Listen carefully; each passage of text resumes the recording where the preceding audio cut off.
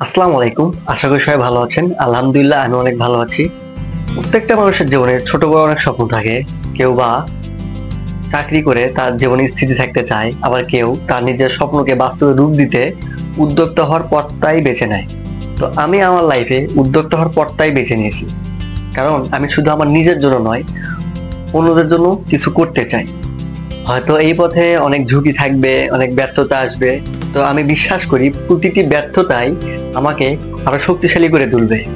উদ্যোক্তা জীবন মানেই হলো নতুন কিছু সৃষ্টি করা, মানুষের জন্য মূল্য তৈরি করা এবং নিজের স্বপ্নকে ডানা মেলে উঠতে দেওয়া।